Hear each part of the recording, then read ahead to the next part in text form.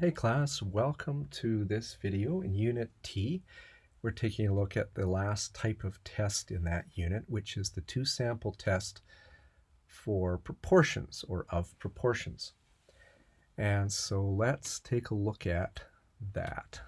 Now, what I've got here is the Business Admin 111 survey data. This is the clean copy. This is the one that I used in the data cleaning lab videos.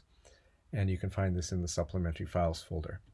So what I'm going to do is to make a copy of this. You'll notice that I made a copy of the file already, which is a good idea. And then I'm going to go down here and make a copy of the sheet so that I'm not messing with the original one. So I've done that. And what I'm going to look at is a couple of questions here from this survey. And so let's go back here, and I'm going to look specifically at questions 13 and 14. So question 13, let me just get rid of the rest here.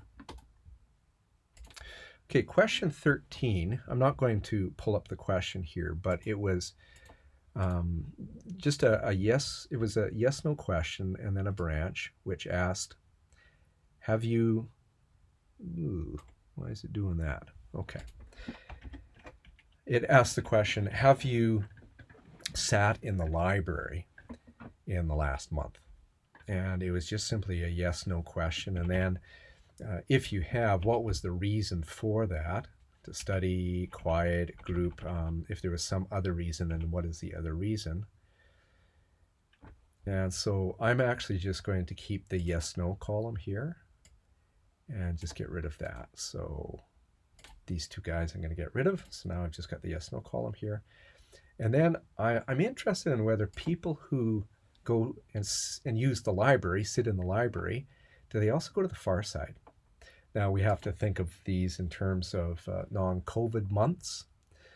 So let's get rid of the food column. Oh, no, I don't want to do that because I want to go back to how do you handle this particular question in terms of its coding. So I talked about this in the last video, but I want to just briefly go over this again.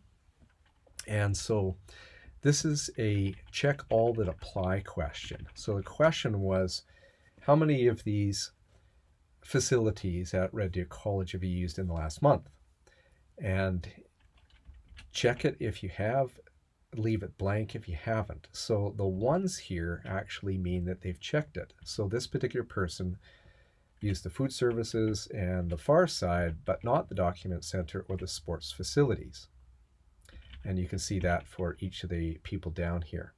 Now, what I'm going to do here then is I want to get rid of anybody who actually didn't answer any of the, check any of the items here. So they either didn't do the question at all or they just don't use them. So I'm going to get rid of them.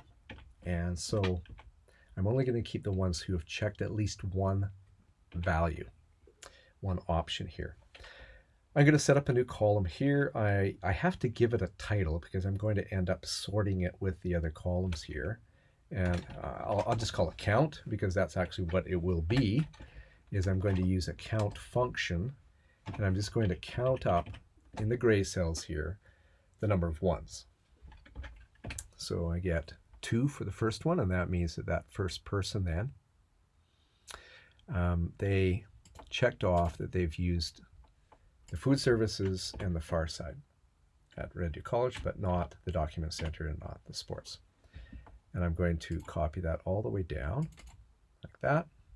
I'm going to sort this with the other columns, so I'm going to color this. Remember, I talked about how you color a particular row, and just so that when you're sorting stuff, you make sure that all of the columns stay together. Now, if I'd forgotten to put a label up here, it would go goofy on me. All right, so I want to be able to do this. Now, what I do is I click anywhere in the count column, and I go up to my sort, so data, A to Z.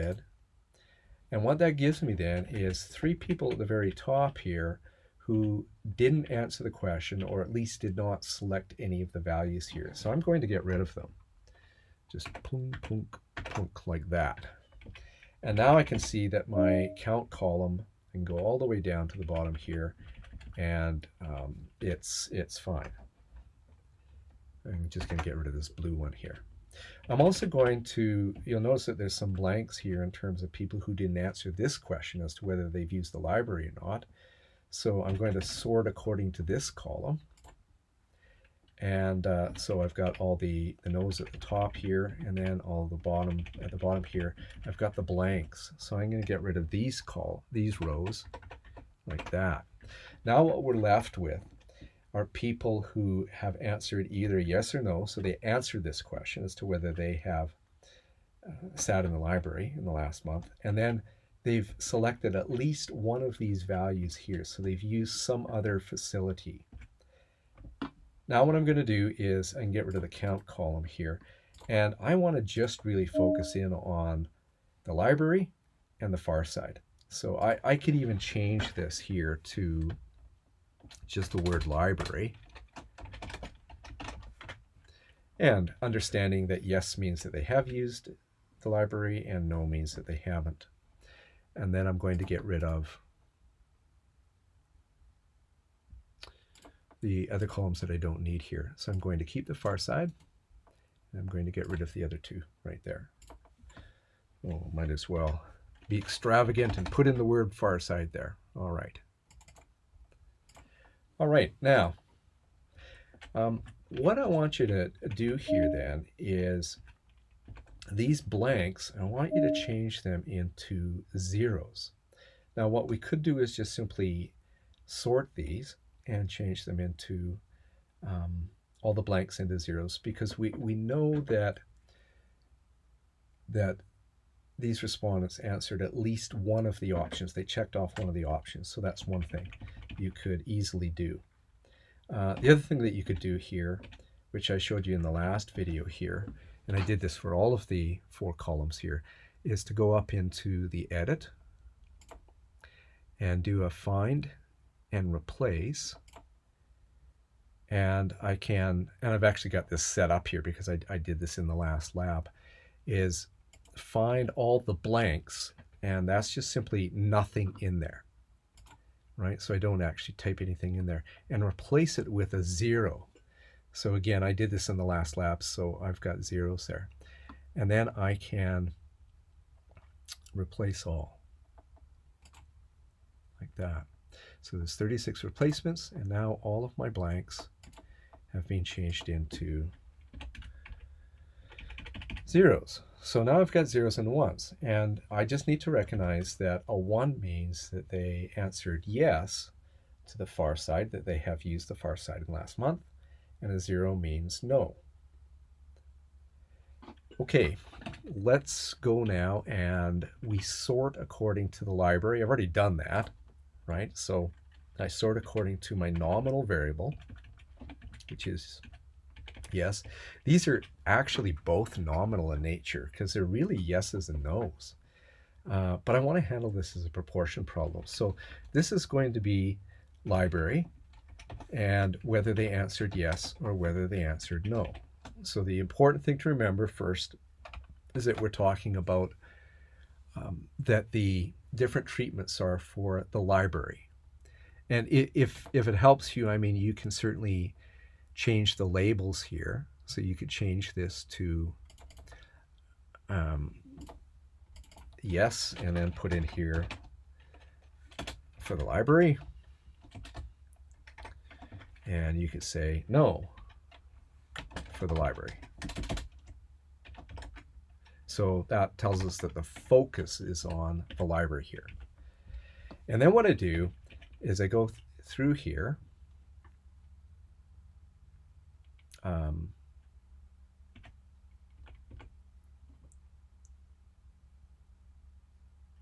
Yep, okay, sorry.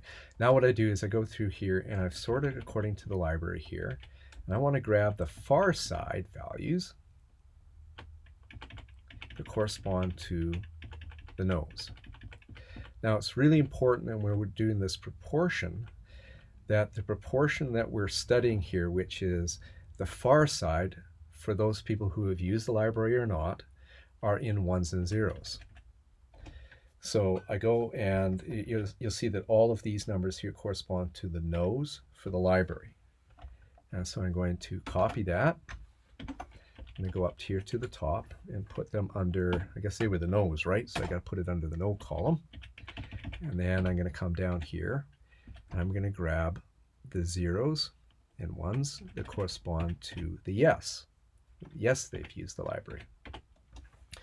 And I'm going to go up to the top here and I'm going to paste them there. So what I've done now is I've unstacked the far side column according to the library. All right. So then what I do is I need to come up with this thing called the pooled proportion. Now, where does that come from? It's right in here. So this is your manual.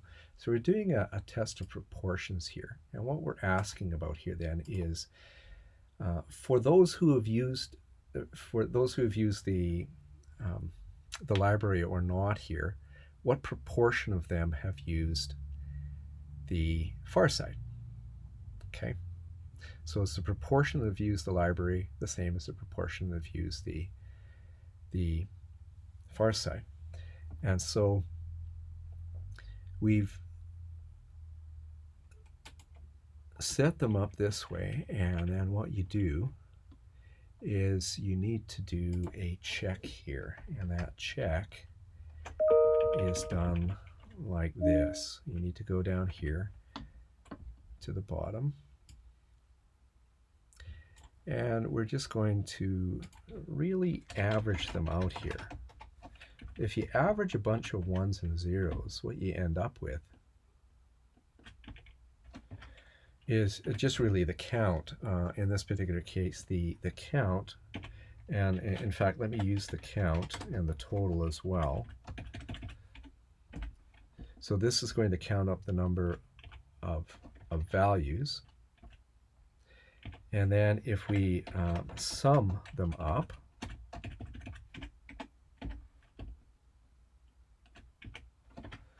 we get 11. So 11 out of 27 is 41%. That's all it is. So this is the sample proportion here. So this is the n.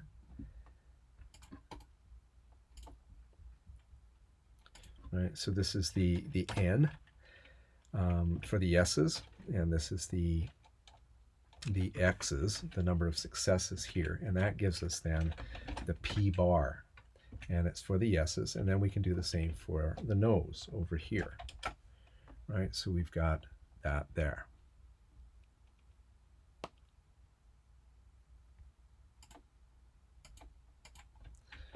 Let's just make those a little bit bigger there. Okay, so what we've got is that 41% of those who've used the library have also used the far side. And 57% of those who have not used the library have used the far side. All right, so that's what we've got here in terms of the proportions here. Now, let's go and there's one other thing we need to do here, and that is if you go to the far side column, what we're going to do is we're going to come up with the pooled proportion. And that's just simply found by an averaging this, averaging this original column of ones and zeros. So what we have is overall, this is the pooled proportion, or the PC, is equal to 51% here. Let me just make that bigger, like that. So it turns out to be 51%. And then there's one more thing that we need to do here, and that is that we're going to take the PC value times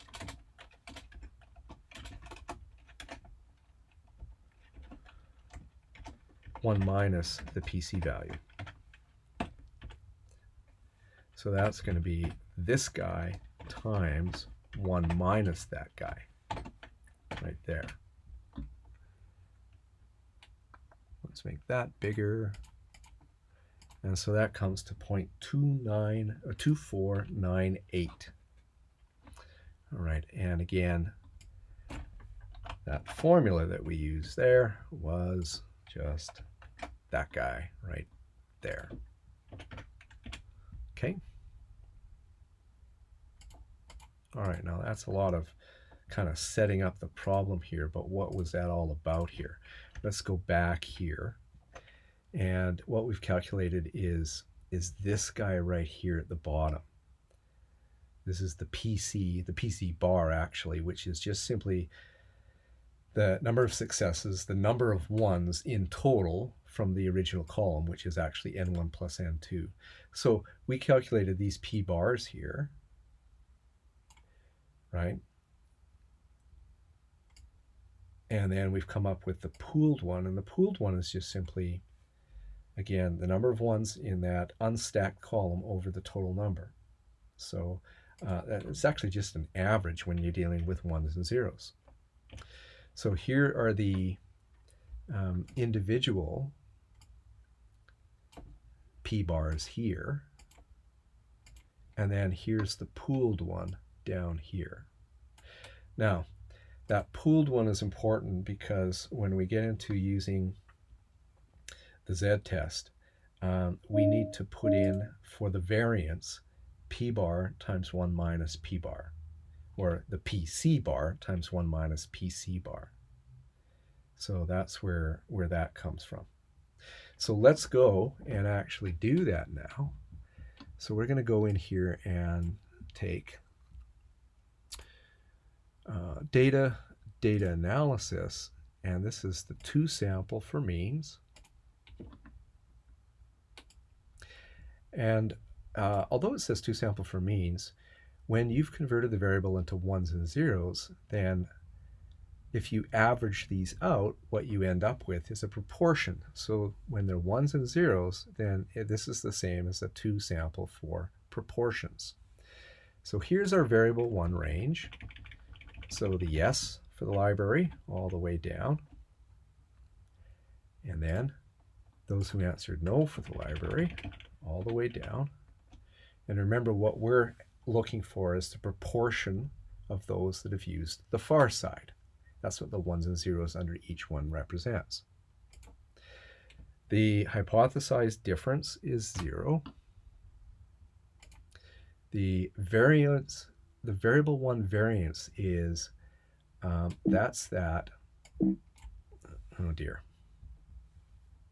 that 24, sorry, I'm going to have to, forgot what that number was. That's this guy down here, the 0.2498, which is the pooled PC bar times 1 minus PC bar. So 0.2498. You just got to remember that number there. So let's go back up here then and do that again. My apologies. All right, variable 1 range. It's going to be these guys here. Chunk. Variable 2 range will be these guys here. Hypothesized difference is 0. The variable 1 range variance is 0.2498, and we put that in actually both of these, 0.2498. Tell it you got labels. You've got an alpha of 5% or whatever you want to choose for your alpha, or whatever you're given, and then your output range, which is going to be, let's just scroll up here and stick it right there. And this is what we have here then, is, let's just make that a little bit bigger so you can see that.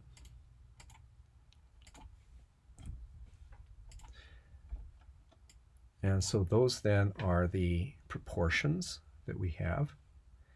And those are the same proportions. Let me just take this to about 3 decimal places. right there.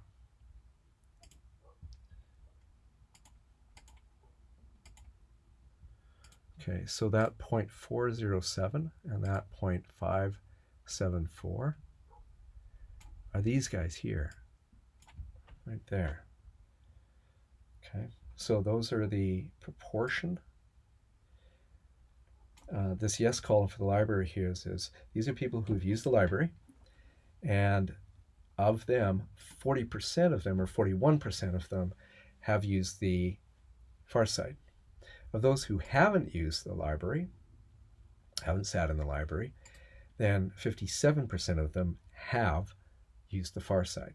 So we want to see if there's a difference between these two. What this is telling us is that there is no difference because we're comparing this Z value, Z star, to a critical Z value of 1.96. Or we've got a P value here of 16.6%, and we would compare that then to an alpha of, say, 5%. So what this is saying here then is that there's really no relationship between those who sit in the library and those who sit in the far side, or use the far side. That's what it's saying. Now, the interesting thing about this is that when you're dealing with this kind of problem here, you can actually get away with doing this by using pivot tables and using a test of independence. Let me show you what I mean here. So what I've got here, of course, is a data set, and this is the original stacked variables. So let's insert a pivot table. And I'm just going to quickly set up this pivot table. So my respondents, I'm going to change that sum to account. And of course, there's a video about how to set up a pivot table. And then we're going to have the library down here, yes and no. And then the far side over here. And that is zeros and ones. 0 means no, and 1 means yes. And there's the numbers that we had before. 11 out of 27 of the people who have used the library have also used the far side. And here we've got 27 out of 47 people who have not used the library have used the far side. Okay, so remember, 1 means have used the far side, 0 not. All right. Now, this is what you can do, is you can copy, I'm just going to copy the inside cells here and then the labels. So I've got the row labels and the column labels here, the no and yes and the 0 and 1, and then the inside numbers, but not the grand totals. And I'm just going to copy that. And then I'm going to open up this test of independence template. And I've got a video that talks about how this thing works here. And so what I do is I go and I click in this upper left-hand cell here, which is the gray one, and just right-click and paste the values. And it runs this as a little test of independence. And so what we end up with then is these guys right here. So without really going in and doing a lot of analysis here, what you'll see is that these EIJs are not significantly different from these FIJs, and that is shown down here where the p-value is quite high. What's interesting is that p-value is the same p-value that we got over here. And so let me just actually go here, take a look at the results that we got from our test right there.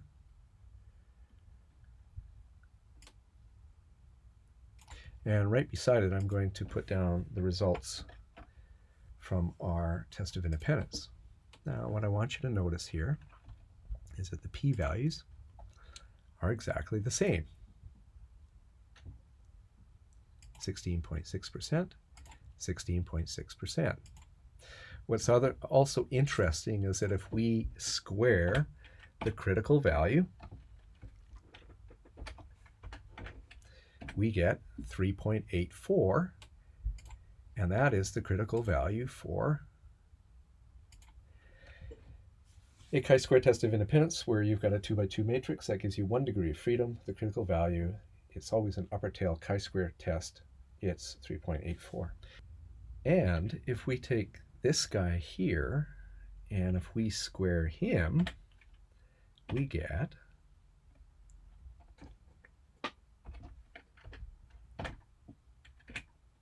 this guy up here. Isn't that interesting? Well, I think so anyways.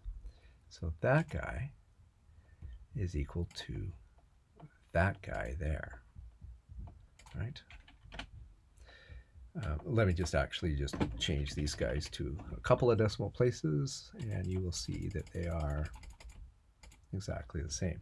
So what we've got here is that the Z star value squared is equal to 1.92, which is the chi-square star value, the computed value. The critical value squared, 1.96 squared, is 3.84, which is the critical value for the test of independence. And then the p-value, you don't square this one, they're just equal, 16.6% and 16.6%. So what that's telling me then is that we get the same results here then for that.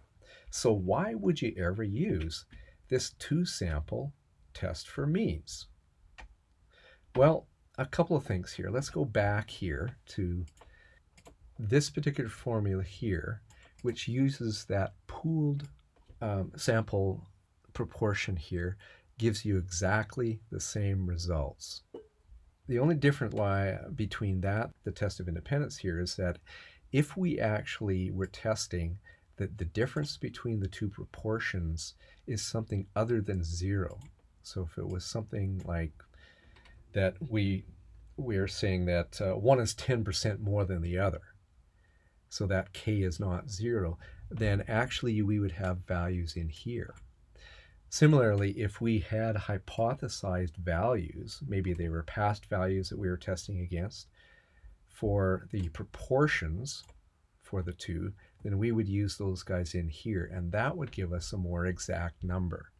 So that's where it would be useful.